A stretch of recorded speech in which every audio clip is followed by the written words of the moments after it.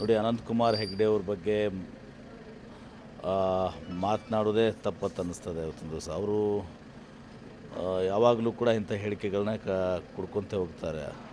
ಅವರು ಎಲ್ಲೋ ಒಂದು ಕಡೆ ಈ ಪಾರ್ಲಿಮೆಂಟ್ ಮೆಂಬರು, ನಾವು ಸಂವಿಧಾನ, ಇದು ಯಾವುದಕ್ಕೂ ಕೂಡ ಅವ್ರಿಗೆ ಗೌರವ ಇಲ್ಲ. ಸಂವಿಧಾನವನ್ನೇ ಬದಲಾವಣೆ ಮಾಡಬೇಕಂತ ಹೇಳಿದಂಥ ವ್ಯಕ್ತಿ ಅವರು.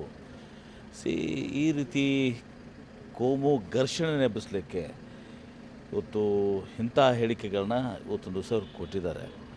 ಯಾವುದೇ ಒಂದು ವಿಚಾರದಲ್ಲಿ ಇವತ್ತೊಂದು ದಿವಸ ಏನಾದರೂ ತಪ್ಪು ತಡೆಗಳು ಇವತ್ತೊಂದು ದಿವಸ ಎಲ್ಲಿಯಾದರೂ ಆದರೆ ಅದಕ್ಕೆ ಇರುವಂಥದ್ದು ಕಾನೂನು ಇದೆ, ಸಂವಿಧಾನ ಇದೆ. ಕಾನೂನು ಪ್ರಕಾರ ಇವತ್ತು ಕ್ರಮ ಕೈಗೊಳ್ತಾರೆ. ಅದೇ ಇದು ಶೋಭೆ ತರುವಂಥದ್ದಲ್ಲ.